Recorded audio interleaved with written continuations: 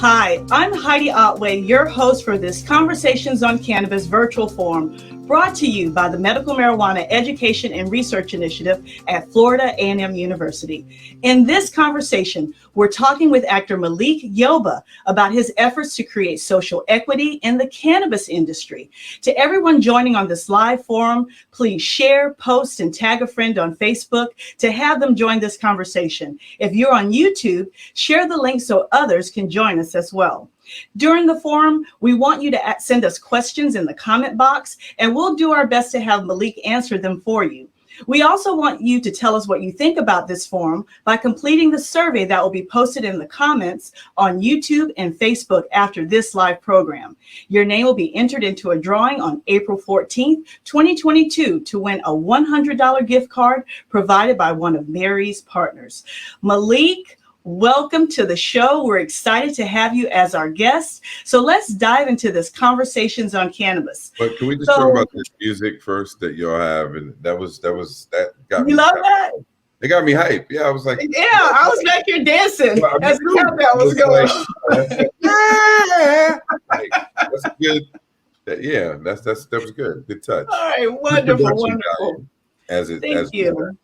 Thank you. Well, many of us know you from your acting roles in New York Undercover, Girlfriends, Empire, and The Last OG. But we had a lot of people that sent in questions before the show asking, what prompted you to get into the cannabis industry? Well, I've always been in cannabis. When it was called weed, when it was called reefer, when it was called pot. Yeah. As a consumer, I found out in high school, my father was actually moving some weight illegally. I found his little stash and his gun and cash and bullets. And I was like, wow, my father's like the real OG. And he kept that from us. Mm-hmm. But I found it. But from a business perspective, I'm an entrepreneur. So I'm a serial entrepreneur. I've been involved in many different businesses besides entertainment. But one of the things that I was really interested in is the social equity piece. So just as a lifelong servant and, community-minded individual, the things that lead me in business are how do we have equity? So whether it's my real estate business, whether it's I had a marketing company, I had a label at one point, music label, I had a restaurant for 9 years in New York. I've been in many different spaces. And it's really simple. Like, are the least of us being taken care of? Right. So this was an opportunity, specifically through Roz McCarthy, who minorities for medical marijuana and the brand Black Buddha Cannabis. Roz and I go back to the 90s as friends, and so I've been watching what she's been doing. As other folks I knew who were trying to get into the space, I would always send them to her and say, this is the person you need to talk to. And so I said to her last year sometime, especially after New York went legal, I said, Roz, like, where are the spaces, the opportunities that you see for someone like myself with my skill sets? And that's how I ended up as the chief strategy officer for Black Buddha Cannabis, working with her. Mm-hmm. But it was just an opportunity. And I'm also in real estate development. And so tell us a little bit about that, the real estate. And that's primarily in New York? Well, my first development project I've been involved in is in Baltimore. So, Baltimore, okay.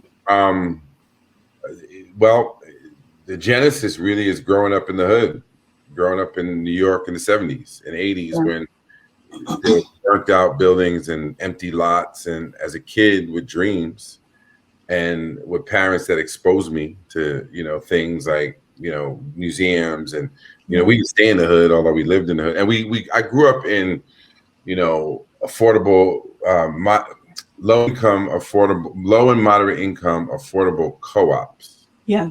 So the majority of my childhood was spent in ownership.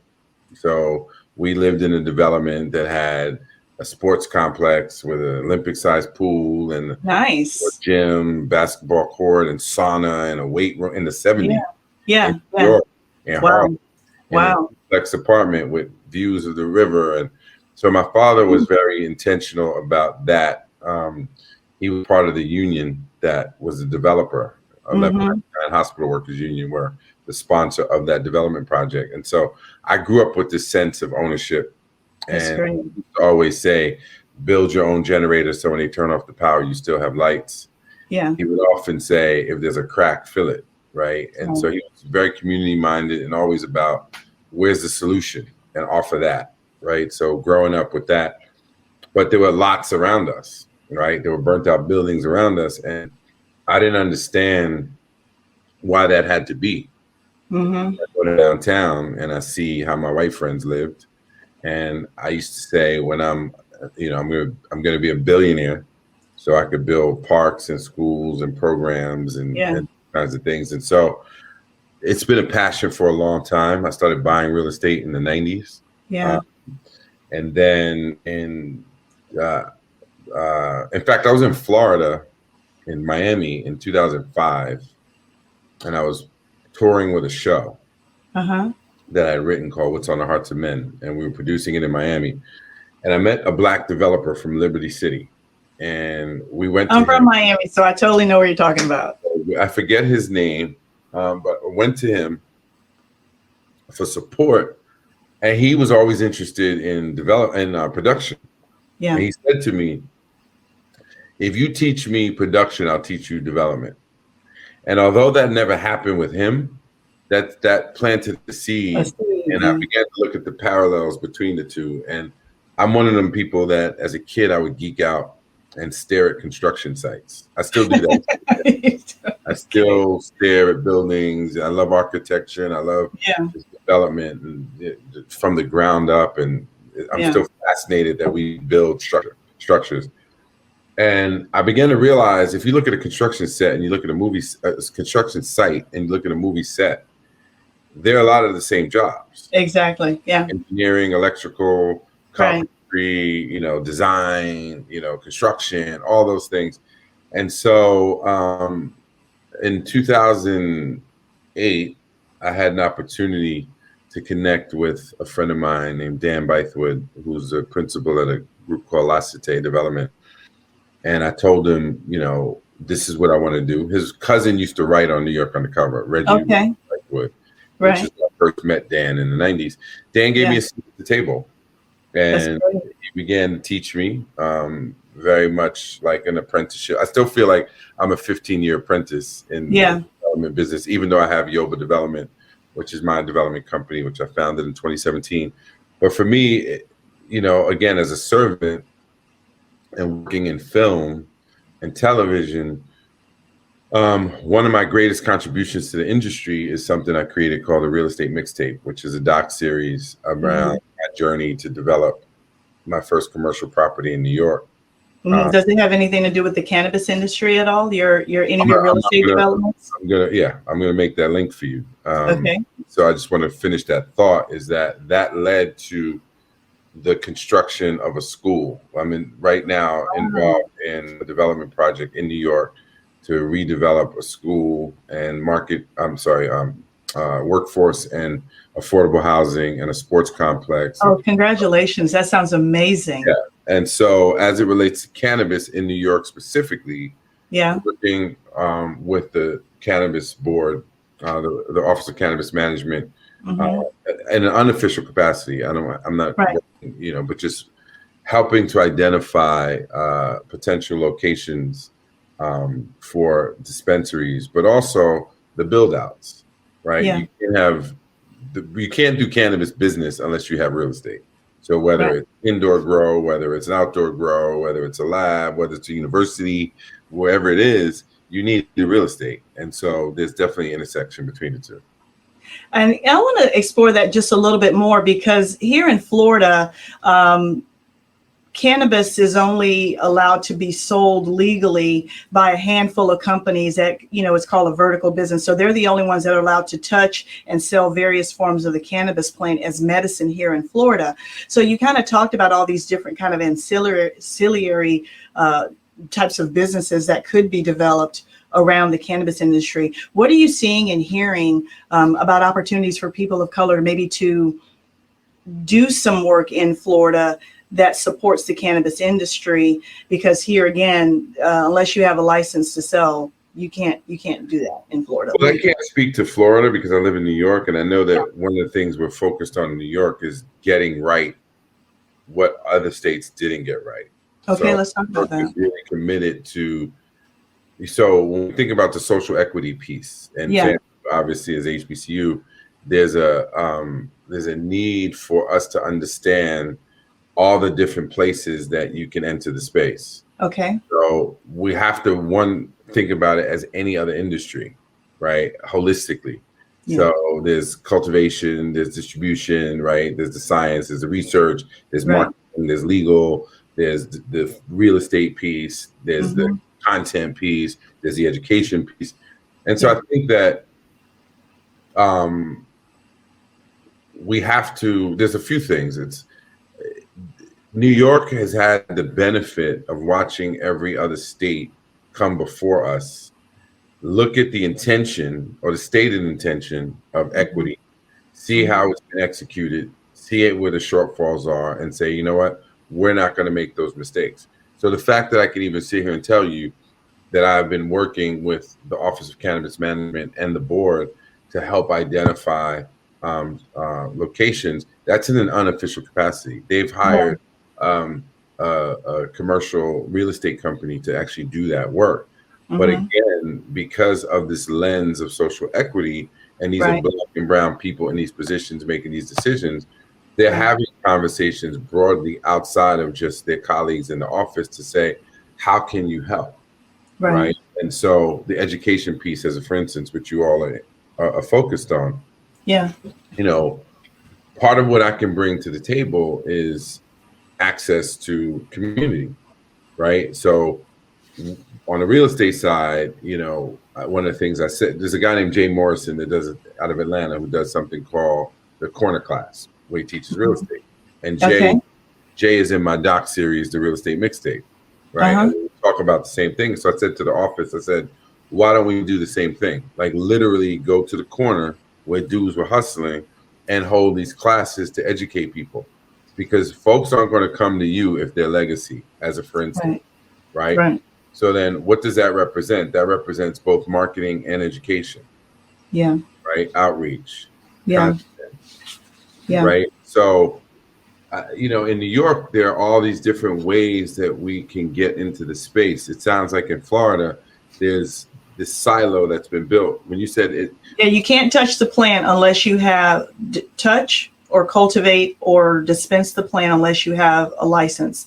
And, you know, in Florida, they are working to diversify the licensor. People that the people, you know, Black people to get licenses in Florida. So they are working toward that. But we've had Roz on the show before to talk about other ways that people can get involved, and you kind of touched on it. You know, there's the real estate, the marketing.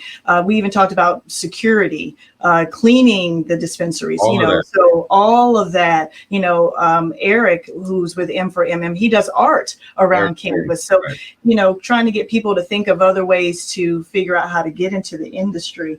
And one of the things that we did get some questions on from folks were asking, how do you get access to capital? Well, if you're a person of color. So what are you hearing, and what do you say you're a billionaire? That's a perennial question. Non-billionaires. Excuse me?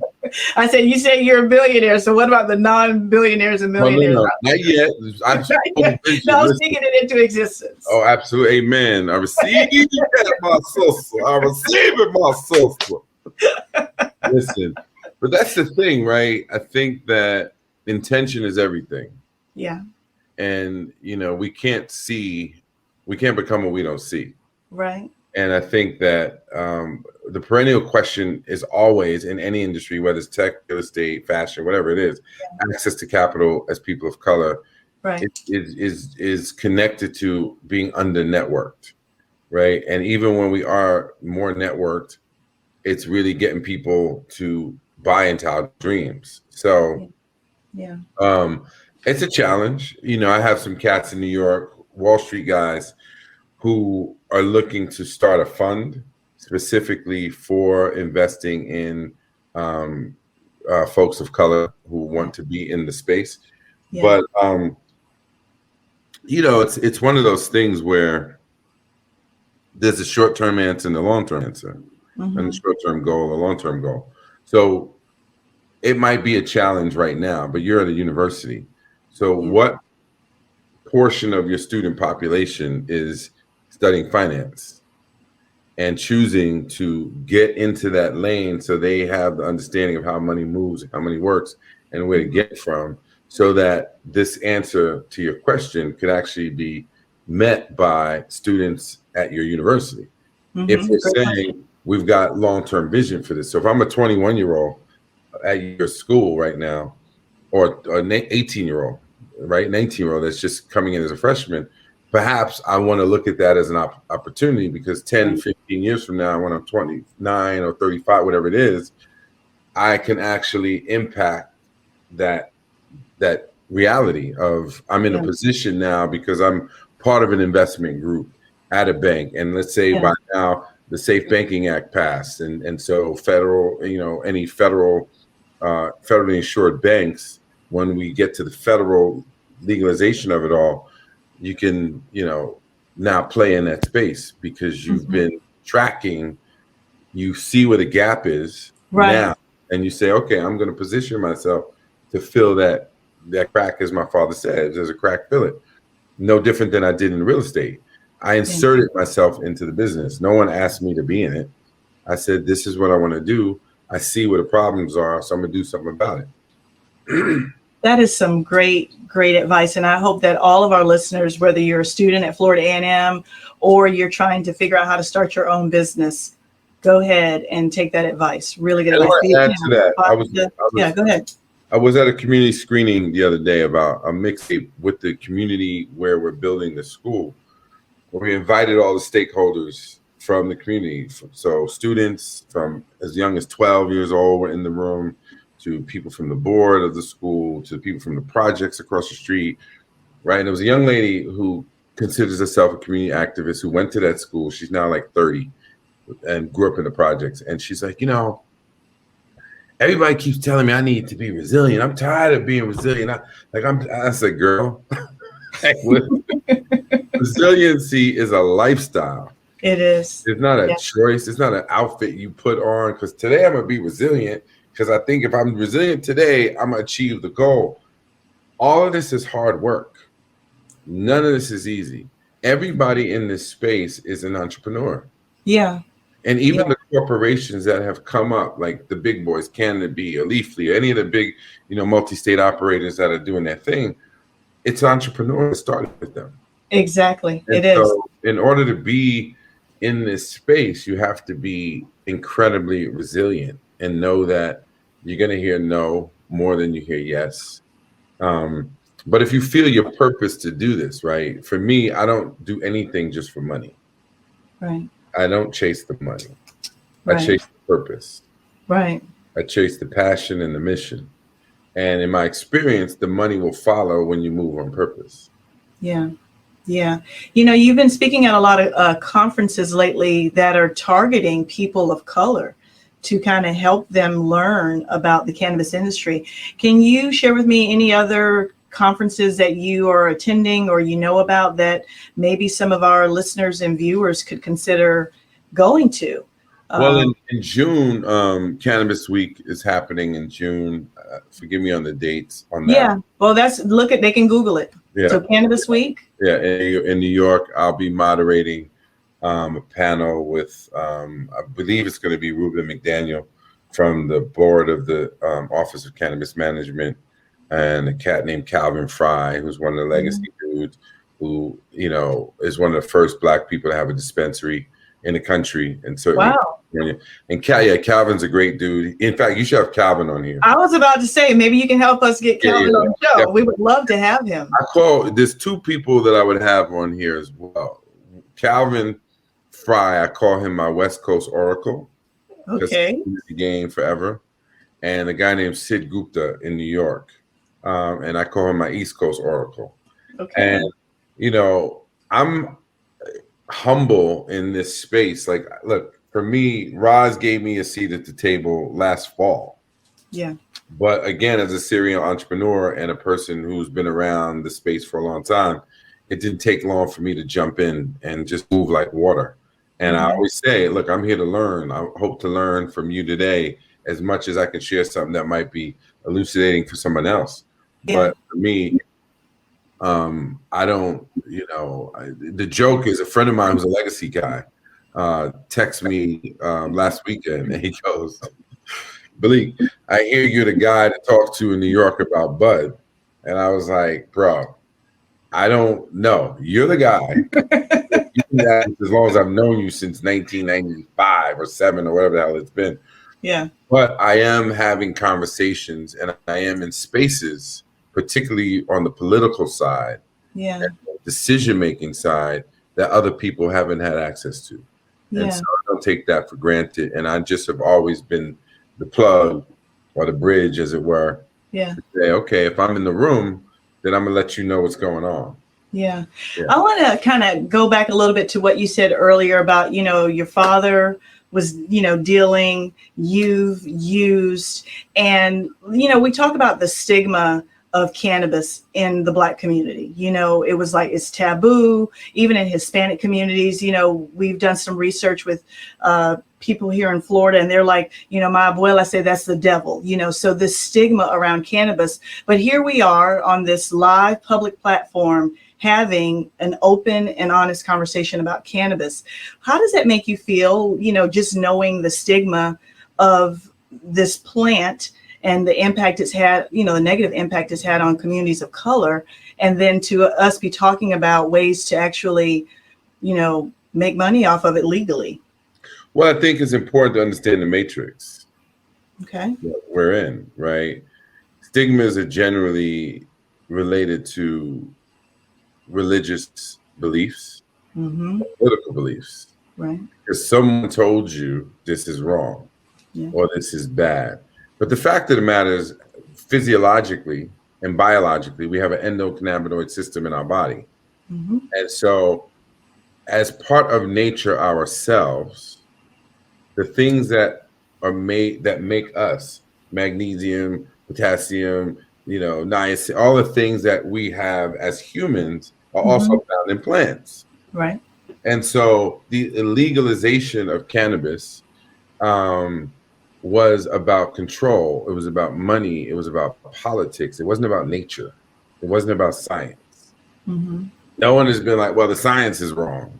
No, you do enough research and you'll find out for yourself. And that's important, to really be educated on, well, why was a stigma put on it? Who made it illegal? Because it was legal at one point in the United States. There's a whole industry, hemp industry, furniture, clothing, health, all of these things. And at a certain point with the war on drugs, which was about what? Control and politics. So personally, as someone who's been a lifelong youth advocate, an activist, an educator, I never took a position on the just say no. Like most people don't realize that, but I never said that. Because my thing was always, what do you say yes to? Right. Because the things you tell young people to say no to, they're going to go do anyway. They're going to do it. Right. Yeah. So what can we do to make you say yes? And that's been my attitude about it. Yeah. Well, we have, for the I tell you, we had, hundreds of people who registered to participate in the show, and several of them actually sent in questions for you. And based on what you just said, I want to share with you a question that came from Eric. He said, are you willing to be a voice for federal deregulation and the removal of cannabis from the Schedule I list of controlled substances? 1,000%. Yeah. Yeah. Why? What else? No, why? Why would you be an advocate? Well, because, again, it's, there are a lot of, look, we were illegal to exist as free people. Yeah. It was a law. In fact, we used to be real estate. It was illegal for a Black person to be on the Supreme Court. So these notions of legality are man-made. This ain't God talking, it's humans. And it's usually white folks talking about what you can't do to control the masses. So absolutely, we have to be educated to understand that this truly is a God-given right, because this grows as you're in Florida, as natural as oranges and any other plant, iguanas and alligators. Right. In Florida. Come on now. So let's not look at it for something that it's not. And I think I'm so glad you all are doing what you're doing, because education is everything. And that's a lane that I really, am passionate about. If we don't educate the folks about what time it really is, you said something earlier and I was going to just applaud you. But essentially what you were speaking to was truth. We live in a world where lies have become the new reality and don't tell the truth. And so I'm an advocate for the truth. So federal law, has to catch up what 37 states already know to be true, which is let the people connect with nature in the way that they need to, because there are medicinal benefits, there are health benefits, there are economic benefits, which means not just money in our pockets, but tax revenue for the country. And there's opportunities, even from back to real estate. There are companies that are constructing using hemp. Fire retardant, lighter, more sustainable. So there's ways to cultivate this plant and have multiple usages for it that need to be explored and acted upon. Yeah. You just referenced the medicinal value of cannabis use, and I saw a video where you talked about your own healthcare scare where you actually used cannabis to get well. Can you tell our listeners and viewers about that experience?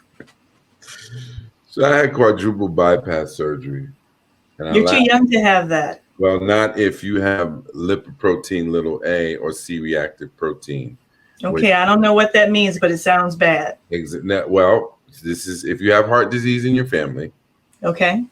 And I'm 54, and I would encourage people even over like 40, maybe even younger. When you go to your annual physical and they give you your cholesterol check, like annually, they'd be, it's within normal range. Well, the fact is 70% of people have heart attacks. Their cholesterol readings are in the normal range if they're just checking for the basic cholesterol readings. Okay. The indicators, lipoprotein little a, it's called, and C-reactive protein, insist that those get checked as well. Okay. Specialized tests for that. If those numbers are high, then you will have a greater incidence for blockage, calcium deposits, and blockage in your arteries, which can lead to heart disease. I did not know that. Wow. Until I started feeling something that felt like heartburn from eating spicy food last April 9th, and then tests later. And I would also say people go get an EKG, yes, stress test, yes. But the only thing that's really going to show what's going on, even if you do an angiogram, is a CT scan to see exactly what's going on in your heart. So if there's heart disease in your family, go get it checked out, because then you can end up like me, not knowing you need a quadruple bypass at 53 years old. Wow. So tell us about how you use cannabis as medicine. So I laugh because when I was in the hospital, before I was eating gummies, and for relaxation. You're talking about the cannabis gummies? Yeah, for relaxation. CBD. And so I asked the surgeon, I said, so I just need to know, are gummies okay? He goes, what? I was like, this is before the surgery. I was like, bro, I'm about to have heart surgery. So I'm gonna have some gummies. He's like, let me check with the other doctors, and but everything was fine. But in recovery, it's quite painful. Yeah.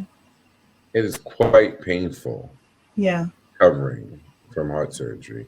Yeah. And trying to sleep and get comfortable, and it's all so. Without question, what got me to sleep is CBD and THC gummies as well. CBD on both, but also on the scar on my chest, using ointments for the healing, where I have now a keloid down the middle of my chest. So for pain management, for sleep, pain relief, just topical. I was topical and ingesting for sure to this day. Well, actually, lately I've been sleeping without any cannabis. That's But, good.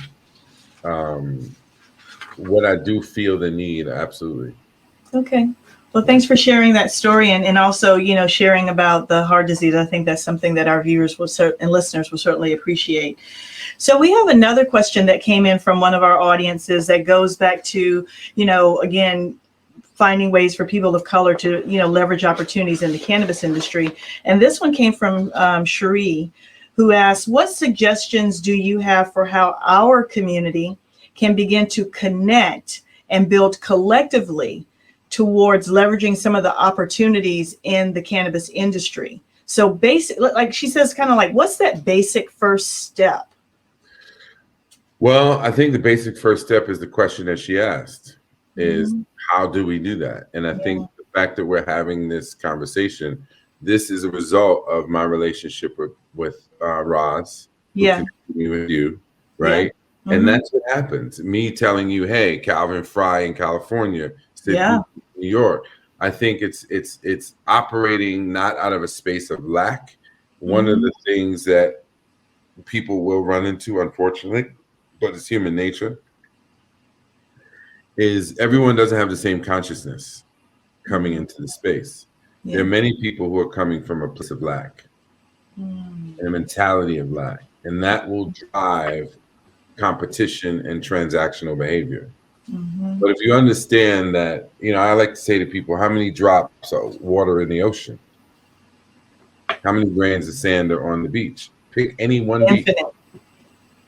And we have to have that as our mentality, that this is an abundant universe and that there is value in sharing information, sharing opportunities, sharing resources, and working collectively.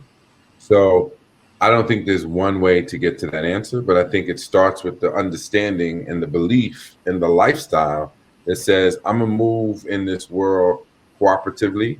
I'm going to be inclusive. I'm going to share my resources, not to play yourself and give up too much, but I think that, not being afraid and not just being transactional with folks and saying, we can do this. And, perhaps a lot more of the answer could come from the person who asked the question. Yeah. So kind of look around. Yeah. Yeah. We have a comment from a Rosa Robinson that I think is something that you probably could speak on. Team, can you all pull up that question from Rosa, the comment from Rosa Robinson? So she says, currently there is cannabis gentrification in the various states. However, I am faithful and know that this too will change. What are your thoughts on that comment about cannabis gentrification? What does cannabis gentrification mean? I've never seen those two words together. Yeah, so gentrification is a term that's used when for communities of color, the people who live there are moved out of their space. I don't know what it meant by the cannabis gentrification. So maybe Ms. Rosa can put in the comment box what she's hearing and what does that mean so that we can have you weigh in on that. Yeah. But I thought that was interesting. I'd never heard that terminology before, but you and in real estate, I don't know if that's what she's talking about. I don't want to assume, right? What she meant. So if she can clarify what she meant, that'd be helpful. Okay. So while we wait to see if she can clarify that question, is there any other advice or information that you'd like to share with our listeners and watchers of the show today when it comes to social equity in the cannabis space? Any closing comments? Any closing thoughts?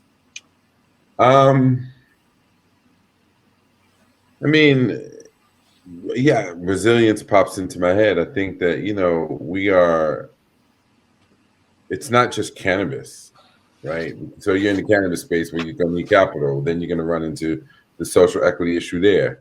So I just think that we, as hard as things are, we all have it better than our ancestors did. Right. And so I think that brings us back to the resiliency conversation. I just think that you got to be in it for the marathon. Yeah. Like in life itself, it's not about the quick hit. And, yes, it's a business, but don't only be driven by, I got to make money and I got to figure out how I can take care of me.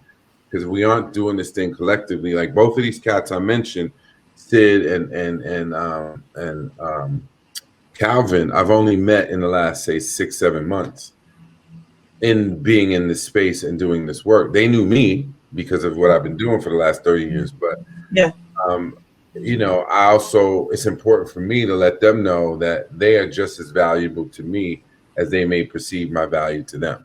Right. Right. Because they have something to offer and they're educating me. Yeah. So as a newbie in the cannabis space, where do you see yourself 2 years from now? And where do you see? Oh, mother. No. No, you can't say that. I'm gonna just continue to be like water and be in all the spaces where I can add value. Yeah. Yeah. And where would you like to see the cannabis industry, let's say 2-3 years from now?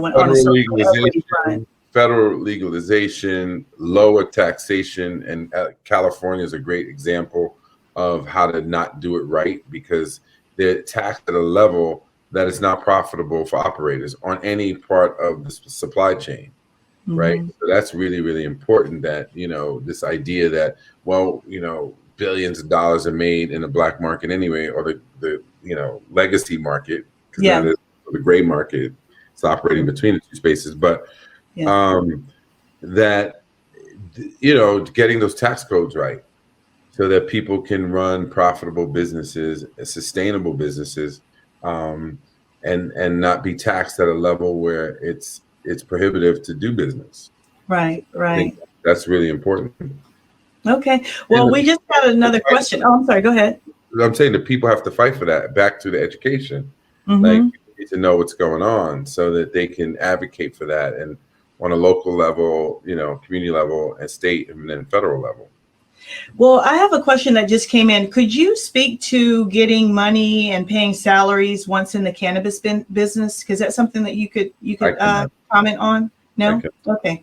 All right. Well, I thought your closing comments were great, and I want to thank you so much for being a guest on this Conversations on Cannabis virtual forum, brought to you by the Medical Marijuana Research and Education Initiative at Florida A&M University. Thank you to everyone watching this program.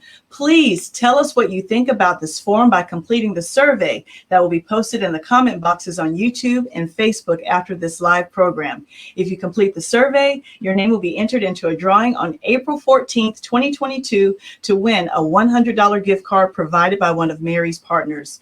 We also encourage you to go to the Florida Department of Health Office of Medical Marijuana Use website to learn how to obtain a legal medical marijuana card in the state of Florida. And we also encourage you to go to Florida A&M University's Mary website to learn more about this initiative. Malik, thank you so much for being our guest. I thoroughly enjoyed this Conversations on Cannabis. Can I say one last thing? Or yes, we you are. can. Absolutely. I do have some partners that are growers who are actually growing in Florida. They're growing. Oh, you got ties to Florida. Yeah, I do. Let's talk about that. So they're there. It's a company called Tropical Cannabis. Some Colombian cats. They have farms in Colombia as well as Florida. But also the agriculture of it all, right? You all are in the sunny state of Florida, and so I have also gotten involved in a business called Extra Grow. That's XTRA Grow, which is the world's first premium organic plant-based fertilizer. So there's a cat in Florida. I've never met him yet, but Captain Planet, who grows out of Florida. If you ever look at any of his Facebook posts or Instagram, he exclusively uses Extra Grow as a product. So that's another lane, the agriculture of it all, right? Of this business that people can get into, that they should be thinking about. And Extra Grow is certainly a way to do that. And so it's a small family business out of Texas.